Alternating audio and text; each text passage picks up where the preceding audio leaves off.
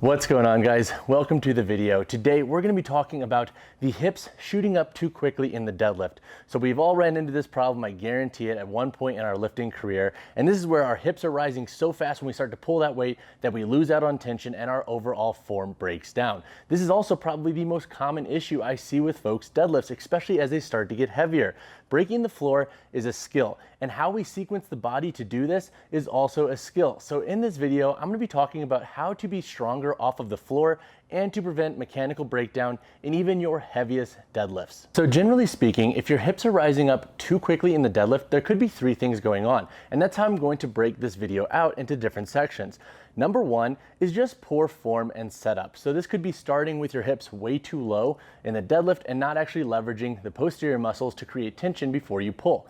The second is having a poor understanding of how to physically create tension and pull the slack out of the bar. This is a skill that I think a lot of folks neglect when training the deadlift. The third could be exceeding your thresholds for what you feel confident with or what you feel competent with on the barbell. So this means that as soon as weight gets a certain amount, we mentally start breaking down our form or we just lack confidence in what we're doing. And we will talk about how to fix this and some tools that you can use to build your overall confidence in your movement patterns. But now let's dive into the first section, which is is your form setup off a little bit, and is that why your hips are rising up too quickly? All right, so the first section we're going to talk about is your form setup and how you are leveraging your hips to get into position without having them rise up too quickly when breaking the floor. So way too often, I'll see beginners set their hips so low that when they start pulling, they'll have that shift upwards with the hips as opposed to starting them a little bit higher.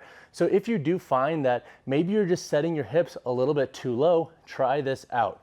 So I want you to go ahead and set on your deadlift and pull up on the hips until you feel a nice stretch throughout the hamstrings and glutes. So if I'm sitting too low, my hips are going to be so flexed that my hamstrings are not going to be actively lengthened. So by bringing up our hips a little bit, we can feel this length here, and then once we feel that length, we can start playing around with our hip mechanics to get what's right for us. So to take it a level further, I'm a guy with longer femurs and shins. So that means to create length in my hamstrings, but also stay over the barbell, I'm gonna have a more positive shin angle. That means that my shin is gonna be a little bit more forward than someone who might have shorter legs or shorter femurs and shins. So by doing this, I'm getting to individualize my hip posture and position for my actual anatomy. I think far too often when we watch deadlift form videos and whatever else, people preach vertical shin angles. You have to have this exact mechanical form of your hips, etc. That is not the case. And instead, I want you to focus on how you physically create length in your hamstrings. If you are sitting so low that you are behind the barbell, so check out my shoulder, I am behind the barbell right now, and my hips are so low that I'm not actually able to create length in my hamstrings, then that's a good indication that you're sitting too low and you just need to bring your hips up a little bit. So that all being said, how to fix this?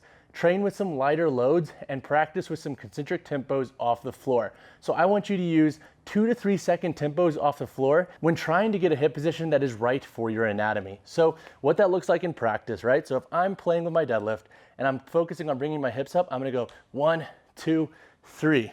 And what I'm gonna do is I'm gonna film myself from the side, and what I'll see is, okay, am I sitting too low and still having this come up? With that tempo, you'll be able to really highlight and see that. So let's say I'm sitting just a little bit too low. 1, 2, 3. You'll see my hips rise up too quickly. Okay, let me reconfigure. Okay, a little bit more length. 1, 2, 3. Boom. Now my form and knees and hips are moving all in unison, and that is a really good indication that that hip position that didn't have movement or a jolt upwards when you started to break the floor is a really good place for you to start positioning your deadlifts and hips. All right, so now let's say that you got your hip position right, but you notice that your hips are still rising up a little bit, or you're just noticing a shift and you're not able to maintain tension off the floor. My next ask and our next section is, are you actually creating tension as thoroughly as you can? So this is where the art of pulling the slack out of the bar comes into play, and this is gonna help you sequence your body in a much more synchronized processes. So check it out. When we say pull the slack out of the bar, that means to create tension through our body with the barbell and the floor. So that means everything that is in contact or being used in this deadlift is actively engaging with one another. So my feet are physically grounded. I am grounding the big toe and creating a tripod foot position. I am actively gripping and lightly pulling up on the bar, and my body feels tension throughout. So I feel length in my hamstrings and glutes. My arms are lightly pulling up, so my lats are engaged. And now when I pull that weight, I'm staying tight off the floor and bracing for the loaded hand. So we're gonna think about bracing and pulling up all in one synchronized movement. If you notice that your hip position is correct and you're still having some mechanical breakdown, really try to focus on how you're creating tension and how you're sequencing this. I would suggest creating a sequence of cues that you can then remember as you start to pull. So for example, when I get set in my deadlifts, my cues are this: ground the feet, find my big toe, grip my right arm, grip my left arm, pull tension, feel length in my hamstrings, ground the feet, and then pull.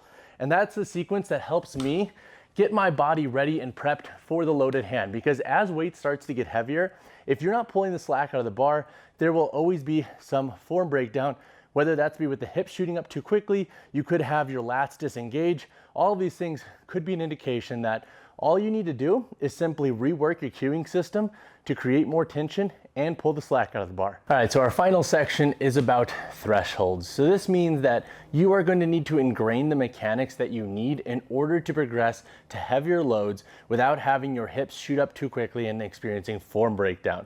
So a couple different things that I would suggest doing is that, number one, if you notice that as you start to sequence heavier loads, your hips are starting to rise up a little bit more, or there's a bit more discrepancy in your overall mechanics, try this out for a 4 to 6 week mesocycle and select loads that are moderate in range. So start a little bit lighter and then progressively get a little bit heavier each week as you gain confidence in your form with weight getting heavier. So this is what you are going to do.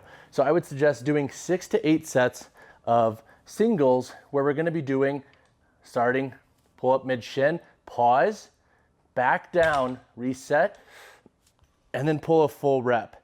And what this is going to do for us is we're going to then take 90-second rest, 2-minute rest here, and then we're going to redo the same exact thing. We're going to set, pull mid-shin, pause, back down, and then boom, full rep. This is going to help us, number one, ingrain the mechanics that we need off the floor, because that half rep is going to basically prime us and help us understand where we are at space and time in that first like 20 to 30% range of motion. And then when we set that weight back down and reset, our hips are pretty much already going to be in a position that they need to be in for our deadlift. And we already have that mental mindset of, okay, I'm focusing on strength off the floor. Now let's complete a full rep. Generally speaking, this is a really good sequence to help ingrain those starting off the floor mechanics. Plus, as weight gets heavier, by only doing singles here, so like basically like 1.5 rep sets, we're gonna really be able to focus on what we're doing and not have to worry about fatigue.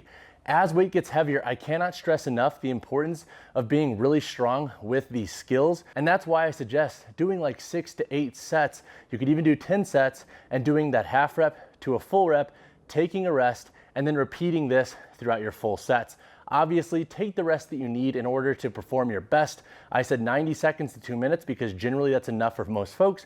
But if you need to take less because of time constraints, etc., go for it. Just make sure you're taking enough rest to ensure you're able to put your full effort and intent into this half rep and full rep. Another tool to navigate thresholds that are causing your hips to shift when you start pulling the weight is to actually slow down. So we talked about using a concentric tempo in the form and setup section, but I think a lot of lifters, especially those who are getting heavier with their training, can benefit with slowing down their deadlift. I think there is a power in slowness with the deadlift because it is such a concentric focused movement that if we can focus on building strength through a more slow and even keel posture, we're gonna be way better poised to maintain mechanics, especially as loads start to exceed what we feel confident and comfortable with. So when weight starts to get past that 85% range and it's not moving and snapping like it normally does, getting comfortable with slower mechanics is gonna help you then carry over your form mechanics at lighter loads to heavier loads. So for a mesocycle, try this out. For all of your working sets in deadlift, and you might wanna actually drop your overall rep scheme here to like triples or below, because obviously moving slow with heavier loads is gonna cause a bit more fatigue. So you may wanna drop your overall volume here, is working with a 2 to 3 second concentric tempo off the floor. So by doing this, we're gonna really get to focus on what we are doing when we are lifting the loads at hand. And so this is a tool that I will use for athletes who like to move fast all the time and that need that physical count to slow them down. So there is a time and place to move with fast velocity, and when we are pulling heavier deadlifts, there will be a weight on that bar at some point that is gonna slow us down to the point where we can't snap it off the floor. So if we can be a little bit more slow and poised with our pull, we're gonna be way better off across the board with our mechanics. All right guys, that wraps up this video on hip mechanics in the deadlift and how to fix that hip shoot that a lot of us navigate when we start to get heavier with our deadlifts and as we start to progress through our lifting careers. If you have any questions on this video, hit me in the comments below or reach out to me personally. I also welcome you to send me videos on Instagram of your deadlifts. If you want some form feedback, I will help wherever I can. And as always guys, drop a like on the video, drop subscribe to the channel. I'll see you guys in the next one.